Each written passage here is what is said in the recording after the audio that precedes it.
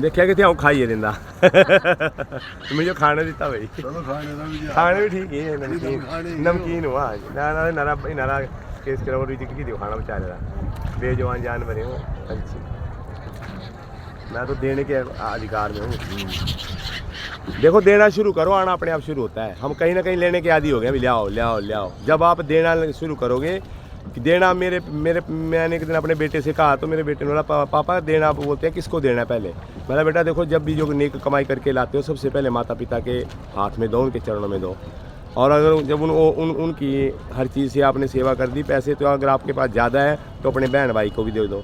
अगर ज़्यादा है तो अपने रिश्तेदारों को जो गरीब है बेचारा मान लो भतीजा गरीब आ तो इसलिए कमाई साधन नहीं आ कोई जरिया नहीं आ बेचारा तब उसको देखो उसके घर में जाके देखो उसके रसोई में राशन का जो डब्बा है उसके अंदर राशन है भी है कि नहीं है।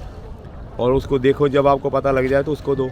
और अगर ज़्यादा बहुत ज़्यादा तो आप साथ में गांव में कोई गरीब घर की बेटी की शादी हो रही वहाँ दो। तो देना शुरू करो आना अपने आप शुरू होता है।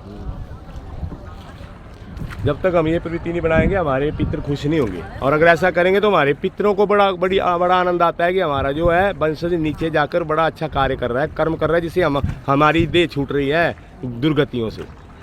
वहाँ पर सूक्ष्म शरीर में जाते हैं ना वो तो वो उनको वो देह छूटती है दुर्गति से। तो दुर्गति से जब छूटते तो पितर आशीर्वाद देते हैं कि इन्होंने मेरे हमारा बड़ा किया जाओ बेटा आप फूलो भदो ना हो आपके अन्न धन की कमी ना हो। तो इसलिए पितरों को खुश करने के लिए ये कार्य अवश्य है। बाकी ये ओम तत्सत बाकी सब गपशप बाकी ढोंग ही है और कुछ नहीं है। दिखावा आप जितना मर्जी कर लो चाहे आप 1000 आदमियों को सेपू बड़ी बदाना और गंडियाली फ्राई कर करके आप जितना मर्जी खट्टा मीठा पोल दाल जो मर्जी खिला दो उनको कपड़े भी दे दो लद बद कर भी दो तब भी उनको उन्होंने यार ये नहीं दिया तब भी खुश नहीं होंगे वो। हाँ बस ये है ना। तो वो चलो वो भी करो वो कुछ नहीं है वो तो सब है समाज है समाज के लिए करना भी पड़ता है। लेकिन पहले जिसने असली माँ बाप का किया अब मेरी माता थे मेरी मदर थे उस वक्त तो मैंने बड़ी सेवा की अपनी मदर की। तो फिर बाद में मेरी मदर ने बोला कि बेटा देख तेरे पास अगर पैसे नहीं होंगे तो श्राद्ध नहीं मरने से पहले की बात है श्राद्ध नहीं कर पाएगा ना मेरे तो कोई बात नहीं मेरे को सब कुछ पूछ गया बेटा तू नहीं भी करेगा कोई बात नहीं मेरे को सब कुछ पहुंच गया। तो इसलिए तू ये टेंशन मत लेना भी यार तेरे तू गरीब आदमी दिहाड़ीदार आदमी है कि दिहाड़ी तेरे को कभी मिलती है कभी नहीं मिलती है। तो देखो जब मैंने अपने बुजुर्ग की सेवा की है उनकी तो उनको मैंने सब कुछ दिया है हाथ से खिलाया भी है नहलाए दिलाए भी हैं। तो उन्हीं का आशीर्वाद मेरे को आज मिला है कि मतलब अन्न धन दूध पुत्र की घर में कमी नहीं है किसी चीज़ की कमी नहीं है। गरीब के घर में जाओ आप द्वारिका मैंने रखा हो द्वारिका निवास में कभी आओ आप वहाँ साक्षात द्वारिकाधीश जी बैठे हुए हैं। और घर का नाम रखा द्वारिका मेरा घर का नाम नहीं है। कोमल की तरह मेरी बेटी ने भी अपने घर बनाया ना उसने नया उसने भी अपने घर का नाम रखा है जगन्नाथ। अरे वाह जय हो ये है भावना भाई मेरा घर नहीं है जगन्नाथ का है ही उसका है। देखो जी हम उसके बोला नहीं उसने उसके दिए से हम थोड़ा थोड़ा लोगों को देते हैं और बोलते हैं क्या है तो मेरा है ये तो मेरा है। तो जब तक आपके जीवन में गुरु नहीं आएंगे जब तक आपके जीवन में सत्संग नहीं आएगा यही मैंने पहले भी रिपीट किया तब तक ये सोच नहीं बनती है। हाँ ये है ये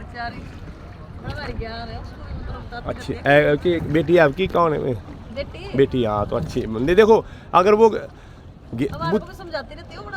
बुद्धिमान देखो बुद्धिमान जरूरी नहीं है बोलते हैं ना बुद्धिमानी क्या करती है ये बंदे को चालाक बना देती है बुद्धिमानी भैया हाँ लेकिन बुद्धिमानी जरूरी नहीं है विवेक का जागना जरूरी है। कुछ नहीं है भक्तों को मीरा ने क्या क्या नहीं कहा नाम में भक्त को क्या क्या नहीं कहा लोगों ने मेरे जैसे आप जैसे दासों का भगवान के दासों का भक्तों का मैं दास हूँ उनके निज चरणों की मैं सेवा अर्पित करता हूँ। तो कोई कुछ बोले मैं उसमें मेरे मन में कोई ऐसा नहीं आता है भाव कि यार ये क्या बोला। मित्र तो मित्र यदि कोई मेरे प्रति शत्रु भाव भी रखता हो तो भगवान से और त्रिवेणी नदी से ये प्रार्थना करता हूँ मैया उसके तो सुखी रहे खुश रहे और आनंद से रहे उसके घर में किसी चीज़ की कमी ना हो। और देखो अगर शत्रु भाव खत्म हो गया ना तो मेरा मित्र है तो भाव की बात है ना वो थोड़े मेरा शत्रु है। और मेरा पड़ोसी मेरा शत्रु थोड़े है उसके अंदर जो भाव शत्रु का है वही है शत्रु। और जब उसका वो शत्रु भाव खत्म हो गया तो मेरा मित्र। तो बस ऐसा है। बोलो त्रिवेणी नदी मैया की प्रयागराज की जय।